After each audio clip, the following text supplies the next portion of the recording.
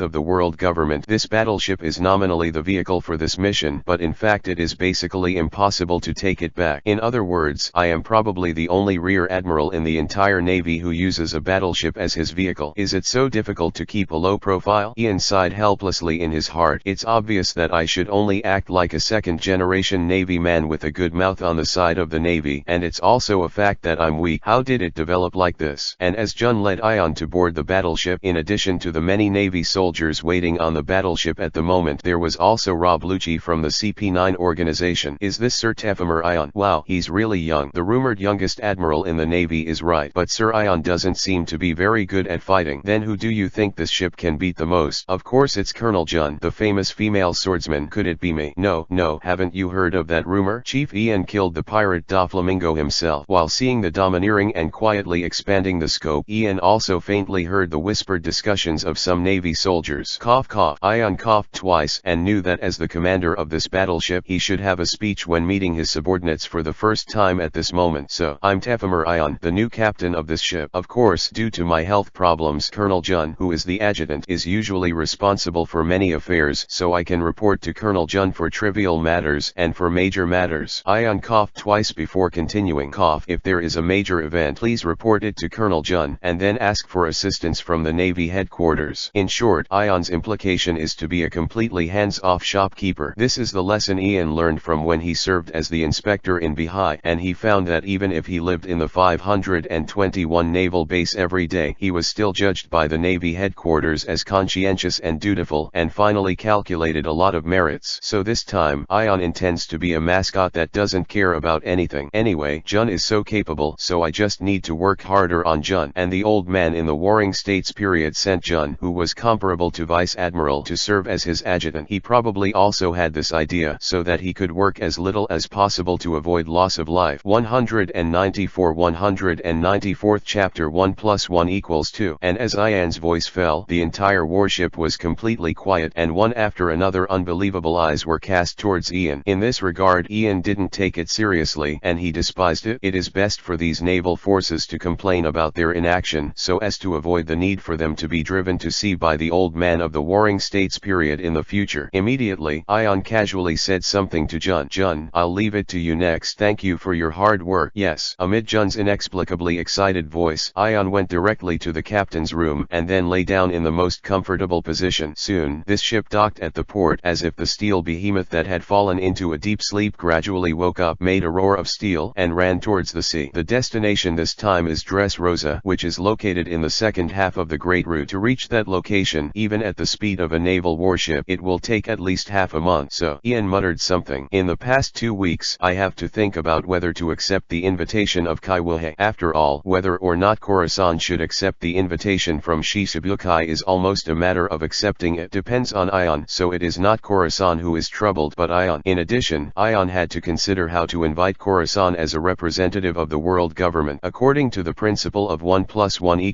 = 2, Ion suffers twice as much trouble. Forget it. Let's take a look at the conditions that the world government can give. Immediately, Ian opened the document given to him by the Warring States Marshal and browsed it carefully. Sigh. The world government is really a big deal. Not to mention anything else, you can apply for tens of billions of baileys just on the basis of money. Besides that, in addition to the legitimate right to plunder that Shichibukai all possess, there is also the recognition of Khorasan as the king of Dressrosa Kingdom, giving all aspects of assistance to Dressrosa Kingdom, and mobilizing the world government CP1 to the qualifications of the CP9 spy agency. Except for the clear bottom line that Khorasan cannot restore the status and identity of the Tianlong people, almost everything else can be discussed. Immediately, Ion was ecstatic. Who is Khorasan? My brother is not really, but he is a righteous brother who grew up together, and he is also a subordinate of his own identity. Under the rounding, these resources that are about to be given to Khorasan are not equal to Ion himself. Prostitute for free, and still have the opportunity to prostitute the world government for free. This really makes Yan, who is the righteous navy, feel too uncomfortable. However, as the sense of joy subsided after Ian calmed down, he couldn't help but feel a little more melancholy and muttered with emotion. The heritage of the world government that has ruled the sea for 800 years is really beyond imagination. It is really impossible for the Revolutionary Army to have the capital to compete with the world government and to surpass the world government in terms of resource accumulation. Sure enough, the only way for the Revolutionary Army to have a chance to overthrow the world government is to unite the forces of all the people of the whole sea. After some sighs, Ian refocused on this arduous negotiation task, on how to get the most negotiating benefits. Ion took out a piece of white paper, wrote a title on it, and fell into deep thought. Regardless of the fact that both parties in the negotiation are actually led by Ion, but in the process of this negotiation, in addition to Jun and Rob Lucky supervising, in order to avoid the suspicion of the world government afterwards, the entire negotiation process and the negotiating conditions paid must be strictly logical. This is undoubtedly a great challenge to Ion, challenging Ion's level of greed and whether his acting ability matches. Ian, however, said he volunteered to take on the tough challenge, and Ion intends to create a perfect script within this half-month to satisfy the sponsor of the world government and to make the 5 old stars feel value for money. In the days that followed, Ion locked himself in the captain's room almost every day. Except for eating, sleeping and teasing Xiaojian, he spent almost all his spare time perfecting the negotiation plan. And Ion's diligence, Jun is also completely seen. Of course, Jun was looking through the small glass on the door of the captain's room. Although Jun couldn't see what Ion scribbled on the paper because of the distance, what could make such a wise and righteous man ponder over the sea must have a profound impact on the sea. Big deal, right? In this way, Jun, who is fully responsible for all affairs of the battleship, wants to work harder to respond to Ion's trust in her so as not to drag Ion's hind legs. After all, almost no commander would be willing to hand over all the affairs of his ship to the adjutant. In addition to because the battleship is a symbol of power and status for every admiral, it is the second life for the men of the sea. You must know that what the warship sails is not a land that can be docked at will, but an endless sea. Navy. If the adjutant has any second thoughts, then he is fully capable of guiding the warship to the dangerous and remote sea area and then secretly destroying all the phone bugs and warships. At that time, there will be no way of communicating with the outside world and there will be no foothold. So in the harsh environment of violent storms, tsunamis and thunder, the terror is that Admiral Akainu will not be able to last long. Therefore, Ion's move to hand over all matters of the battleship to Jun is not irresponsible in Jun's view, but a deep sense of trust. Even handing his life into the hands of Jun of trust, and even in the eyes of the rest of the Navy, Ion is a good commander who is willing to completely trust his subordinates and his subordinates. In this sea of chaos and betrayal, trust is almost as precious as gold. Of course, Ion didn't know what Jun was thinking, but every time Jun approached the captain's room, Ion's domineering and arrogance were clearly perceived. In addition, Rob Lucci was also peeping at the captain's room frequently, as if confirming Ion's behavior. This also made Ion more and more vigilant and careful, not to mention entering Zyajin's body to be happy, and even thinking about the plan as much as possible in a covert way. And just when Ian initially perfected the negotiation plan and left the captain's room to take a walk on the deck, he found that the sailors looked at each other. His eyes seemed to be filled with the feeling of dying for a confidant. Yan, wait, is there something wrong with their eyes? What happened? 195 chapters give too much. It's still not quite right. Ion deliberately swayed in front of some busy sailors and found that most of the sailors who saw Ian would stop their original movements and saluted Ian. Yan smiled and nodded slightly, but he couldn't help muttering in his heart, what's the matter? When did the quality of the Navy become so high and respect for the official mascot officer? Could it be? What is the effect of devil fruit ability? The more he thought about it, the more wrong Ian couldn't help but have more minds. While seeing the domineering and completely letting go, he cautiously walked around the entire battleship, chatted with some sailors from time to time, and cared about their usual lives, the situation of the family, the dream of life, etc. During this process, Ion was paying attention to observe their facial expressions, thinking logic, memory coherence, and so on all the time. Have you encountered any difficulties that you can't solve at work? Are there any deficiencies in your direct superiors? Let's talk about it and give more details. Do you have any relatives at home? Are there many sisters? This dream is good. Work hard. Don't feel embarrassed. As the saying goes, soldiers who don't want to be generals are not good soldiers. After some dry-mouthed communication, Ian obviously felt that the sea soldiers had a deeper admiration and respect for him, and there was no sign of being controlled by means such as hypnosis and control, whether it was thinking logic, memory, emotions, etc. Is it really that I think too much? It's just that I don't show up, and I rely on my own charm to convince these sailors. As for the only possibility left now, even if Ion was a little reluctant to accept it, he had no choice but to return to the captain's room again. And Rob Lucci, who had quietly witnessed the entire process of Ion's action, stuck his head out in the corner and confirmed with his own eyes that Ion had closed the door in the captain's room, and then he took out the book with a grim expression and recorded it. Tefamer Yan added, as a Rear Admiral of the Navy headquarters, he is not self-confident, not arrogant, and treats his subordinates like a friend. It shows that he is good at bribing people's hearts, or does he really care about the weak? At the end of the record, Lucci frowned tightly, hesitated for a moment, but chose to cross out the last sentence and muttered coldly, weak people have no value. The value of these ridiculously weak sailors is just to manage civilians. They exist as necessary accessories for warships, and there is no meaning to care at all. It must be just deliberately trying to make people's hearts, and it is impossible for Ion to not understand this kind of truth as a Rear Admiral of the Navy headquarters. Immediately, Lucci turned around and left, and stayed in a place where he could invisibly monitor all the movements of the captain's cabin. However, what Lucci didn't notice was that behind the position he was just now, there was an ear strangely appearing on the wall, listening to what Lucci said. So that's the case. It seems that the changes in the sailors have nothing to do with the CP9 organization. Instead, Lucci thinks that I am buying people's hearts. Ion murmured while listening to the faint voice of Robin coming out of Jin's body standing on his shoulders. But at this point, Lucci misunderstood Ion. Buying people's hearts is completely unnecessary for Ion. After all, Ion didn't plan to drift on the sea for a long time as an orphan. Wouldn't it be nice to stay in Marinfondo every day? If it's not a problem with the world government, then it seems that the soldiers' respect for me shouldn't be a big problem. It's just that little cat Lucci staring at me every day. It's really troublesome, and it seems that he is still recording my specific behavior. It should be reported to the world government. Ian smacked his mouth. What he hated most was the feeling of being watched invisibly, which was why Ian hated promotion. Before reaching a certain status, there is no value in being monitored by the world government. Forget it. Let this kitty go for the time being. Immediately Immediately, Ion went to the sofa in the captain's room, took a nap but actually entered the spiritual space and then entered Khorasan's spiritual space in his own image. 102. Huh? Ian, why are you here? Soon, hearing Ion's voice, Khorasan also formed his own image in the spiritual space and communicated with Ion. Something happened, so I used the power of the Great Void Lord to communicate with you in this way, Yan said. Suddenly, Khorasan became alert and asked, can't even use the phone bug. Where are you now? I'll set sail immediately. No, Khorasan,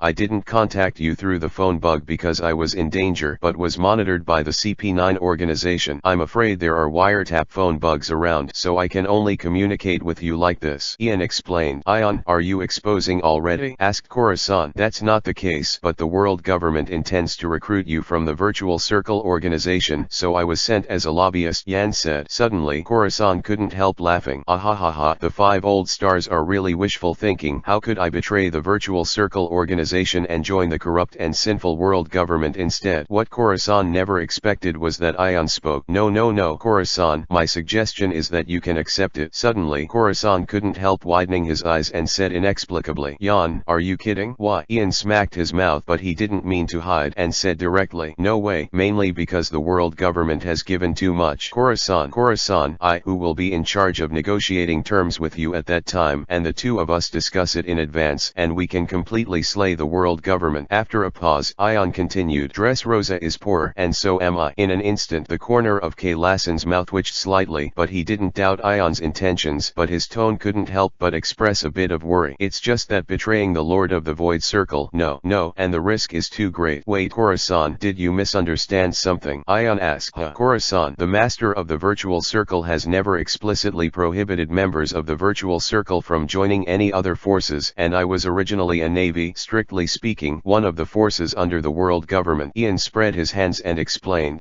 This. Khorasan was taken aback by Yan's words. The last time the Lord of the Void Circle released the task of attacking the Holy Land Marijoa, killing the Tianlong people, and saving the slaves. Yan, is there such a thing? When did I post it? 196th chapter is about to start. Contact. Until then, Ion did not know what Khorasan had misunderstood. Tortoise. So it must be the bastard tiger who spread rumors from it, cheated Khorasan, and even dragged me into it, and almost couldn't escape from the Holy Land Marijoa. In desperation, Ion can only explain along the way. Perhaps it's just a little bit of bad taste from the Lord of the Void Circle. Khorasan thought about it for a while, but he felt that what Ion said was very reasonable and nodded in agreement. Also, that kind of ancient thinking is not something that ordinary people like us can figure out. Immediately, Khorasan also became interested at this time and said, that being said, I will pretend to accept the conditions and benefits of the world government on the surface, and there really will be no problem. Don't worry, don't forget that my consciousness can reach your spiritual space thanks to the power of the Lord of the Void Circle. If the Lord of the Void Circle is dissatisfied with this approach, it is impossible for us to continue to communicate, Ian explained. Right. Immediately, Ian told Khorasan about his preliminary perfect plan. In addition to the main plan A, there are 5 alternative plans B, C, D, F, G to prevent unexpected accidents. Okay, I see. Khorasan listened to Ion's almost comprehensive plan, and he had a thorough understanding in his heart, and then asked, then when will you arrive at Dressrosa Kingdom? Ion, who had just left the captain's room for a tour, also secretly confirmed the purpose of the itinerary, replied, if there are no extremely bad weather accidents on the way, then we should be able to reach the kingdom of Dressrosa around noon tomorrow. Okay, I'll start preparing now, Khorasan replied, and as Ion finally confirmed several key details with Khorasan, when he was about to leave the mental space, he suddenly remembered Rob Lucci, a kitten that might have great value, and said immediately, by the way, World Conquest has dispatched personnel as supervisors, and then arranges more dangers for him to see if it can create a chance to recover that kitten. Khorasan instantly understood what Ion meant. After all, this kind of routine is one of the most common ways to regain his subordinates. There is nothing more grateful and loyal than reaching out to help someone when they are in trouble. No problem, I will take special care of it, Khorasan replied. Okay, see you tomorrow. And just as Ian said, if there is no accident, they will arrive in Dressrosa at noon the next day. Unfortunately, there was an accident. In the New World waters in the second half of the Great Route, the weather is unpredictable and severe beyond imagination. Even with Jun's calm command, the battleship was suddenly set off by a tsunami that was dozens of meters high, still suffered considerable hull damage and injuries. In the end, after the battleship broke out of the terrifying sea area with bad weather and then rested for a while, when it arrived at the kingdom of Dressrosa Dressrosa, it was already dusk. As the coastline of the kingdom of Dressrosa gradually became clear, the atmosphere of the entire battleship gradually became chilling and dignified. Whether it was the Navy soldiers, Jun, or Lucci, they had already entered a state of high alert at this moment. After all, what needs to be faced next is not an ordinary pirate. It was the one who climbed the Red Earth continent, invaded the Holy Land Marijoa, rescued a large number of slaves, and was able to briefly fight against Commander Cyborg Air with a bounty of up to 180 million Baileys. Man, Don Quixote Ross Indy. It can be said that based on these achievements alone, Don Quixote Ross Indy, alias Corazon, can already be called a great pirate. Not to mention that he also has a mysterious and terrifying background, that is, the Virtual Circle organization. As they gradually approached the port of Dressrosa Kingdom, many Navy soldiers even began to sweat their palms and swallow their saliva unconsciously. I'm going to start contact with that big pirate. And even the cold-faced Lucci saw the vaguely moving figures in the port of Dressrosa Kingdom, and his heart started to have some turbulence, and he quietly connected to a communication phone bug hidden in his waist. Ian had already anticipated Lucci's secretive actions. After all, it is impossible for a character of the level of the 5 old stars to be completely at ease with the negotiation process between him and Corazon, not to mention that Corazon still has a Virtual Circle organization background that the 5 old stars are extremely afraid of. To pay attention. In front of the many navies, Jun put his hand on the famous sword Kinpura at his waist and said to Ion in a rather formulaic address, "Major General Yan, although your combat power is strong, your physique is weak, so wait a minute, try not to stay away from me and avoid unexpected attacks." "Yes, I know." Ion nodded and said kindly, without any intention of being brave. At the same time, at the port of Dressrosa Kingdom, Corazon, wearing a black feather coat, was standing at the front, and the officials of the Don Quixote family were on the left and right. Violet, the second daughter of the Lika family, activated the ability to stare at the fruit, clearly watching everything within a range of 4,000 kilometers, and also observed the movement of the battleship under Corazon's order. "Wang, I saw the person you mentioned." At this moment he was chatting with a woman beside him. Female. Corazon heard the words. His expression couldn't help but look a little surprised, and asked, "Describe what it looks like." Immediately, Violet roughly described the shape of Jun. "This, isn't that the female Navy colonel who took care of Ion in the past?" Corazon smacked his mouth and seemed to understand what Ion wanted to do. "So it turns out, is this the kitten that Ion wants to conquer? She is indeed an elegant and charming woman, fully worthy of the name of a little wild cat." Immediately, Corazon ordered the surrounding Don Quixote family officials. "Then, did you hear what Violet said? Then go ahead and execute it as planned." "Yes, young master." As the voices of Don Quixote's cotters fell, Deliang